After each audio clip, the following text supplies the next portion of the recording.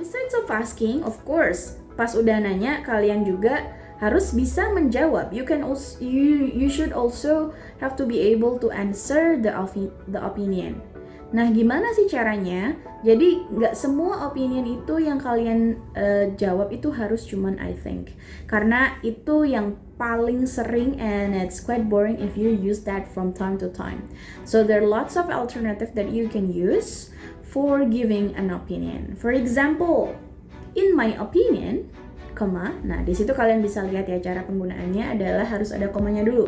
Jadi misalnya tadi kalau misalnya Jenny nanya, "Hi John, what do you think of our chemistry project?" Terus Johnnya bisa jawab, "Well, I think that our chemistry project is super challenging. It makes us think creatively on how to relate the lesson with our daily life.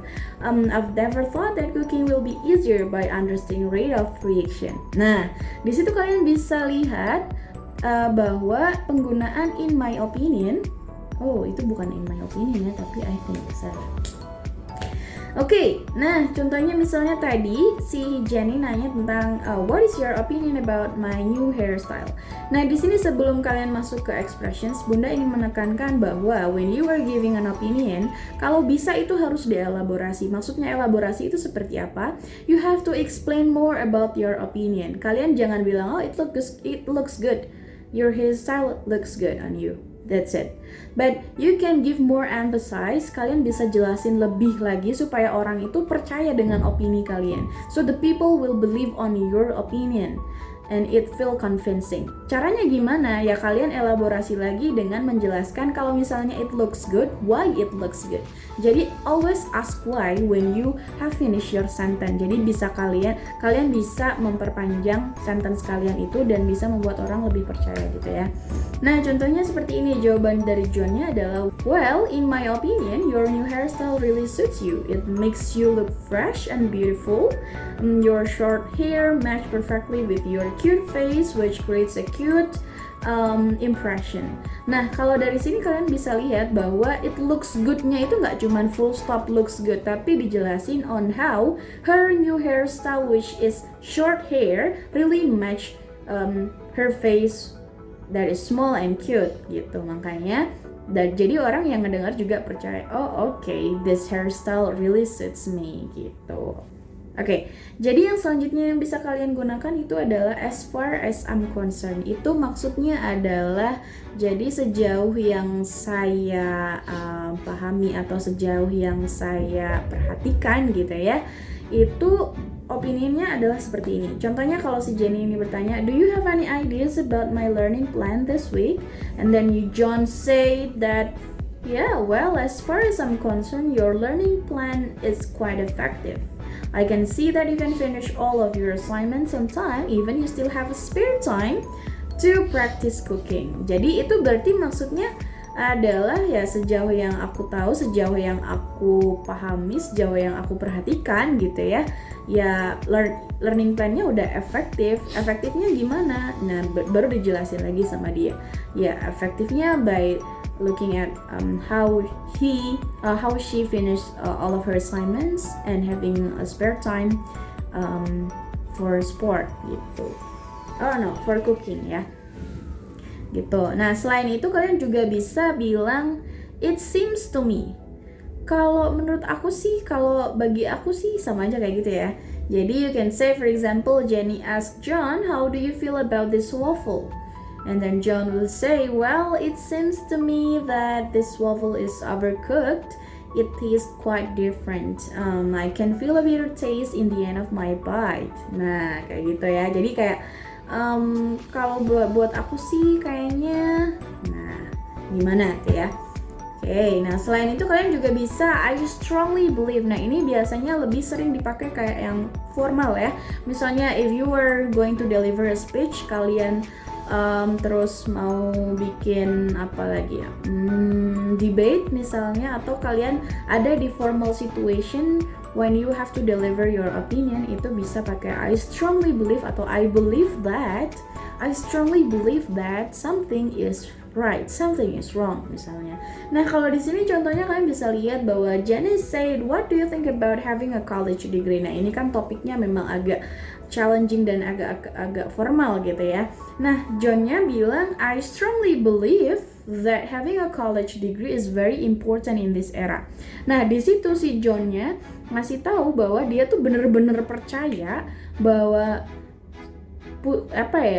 kuliah itu penting di era ini. Nah, pentingnya kenapa? Di situ dia tuh nggak cuman bilang penting, tapi dia juga ngejelasin kenapa ini penting. Nah, di situ si John bilang bahwa not only for getting a decent job, nggak cuma buat dapat job yang bagus gitu ya, but also for surviving in this cruel world where hoax is everywhere, life problems gets more complicated, and humanity decrease continuously.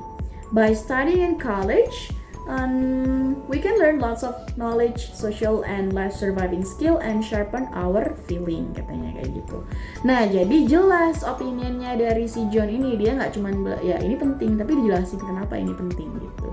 Nah, gitu ya. Nah, selain itu kalian juga bisa pakai I would argue that, ya saya akan berpendapat bahwa apa ya, itu sama aja ya, kurang lebih kayak yang I strongly believe tadi. Atau kalian juga bisa pakai from my point of view, kalau dari pandangan saya having a college degree is very important in this era, and then you explain blah blah blah blah gitu. Oke? Nah, sampai sini ada yang tidak dipahami? Do you have any questions? Okay, maybe if you have any question you can ask me, not here but through personally in my WhatsApp or line ya. Oke, nah kita lanjutin. Selain kalian sudah bisa ask and give about our opinion, kalian juga harus bisa respond to an opinion. Kenapa? Karena ya setelah teman kalian memberikan pendapat, masa kalian yang udah nanya diem aja? You also have to respect those people who have willingly give their opinion about something you asked gitu. Nah, caranya gimana? Sebenarnya kalau misalnya conversation itu sama ya kayak yang kemarin-kemarin juga, suggestion and offer. Ya, kalian juga harus punya respon whether accepting or rejecting atau refusing gitu ya. Nah, tapi kalau di opinion itu bisa refusing, accepting atau netral gitu ya. Nah, kalau misalnya nerima berarti ya contohnya kalian bisa, oh I agree with you, that's a good point. Oh, that sounds great. Yeah, you're right. I also believe like that. Nah, tapi kalau selain itu juga kalian bisa bilang, I couldn't agree more. Itu maksudnya, aku setuju banget nih. Poin kamu bagus banget gitu ya. Bukan berarti nggak setuju ya. Jadi, I couldn't agree more. Itu maksudnya adalah aku setuju banget sama pendapat kamu gitu. Nah, selain itu kalau kalian misalnya kalau kalian nggak setuju, kalian juga bisa bilang, okay, that's a good idea, but-nya itu kalian harus jelasin kenapa kalian nggak setujunya. Misalnya kayak yang tadi having new hairstyle itu misalnya looks good on you, tapi misalnya insist si Jenny-nya bilang bahwa that's a good opinion, but I don't really like this new hairstyle because it makes me short, misalnya gara-gara rambutnya pendek gitu ya. Nah kayak gitu, jadi kayak kalian jelasin gitu, jadi supaya orangnya juga tahu kenapa nggak setujunya gitu.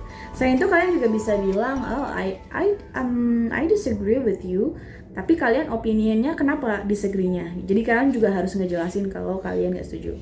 Terus kalian juga bilang, I don't think so, it is actually A, misalnya kayak gitu. Kalian merasa bahwa itu tuh sebenarnya nggak kayak gitu loh, tapi kayak gini gitu. Tapi ya tetap you have to respect the one who give you the opinion gitu, karena kita harus saling mendengarkan dan saling menghormati gitu ya. Okay? Well, wow, we have finished and it's the end of our lesson. Alright, so hopefully you can use all of these expressions in the real life and in the conversation so that you can make a very smooth conversation, especially on opinion. Well, that's all that I can share today, and thank you very much, and see you in the next lesson. Bye bye.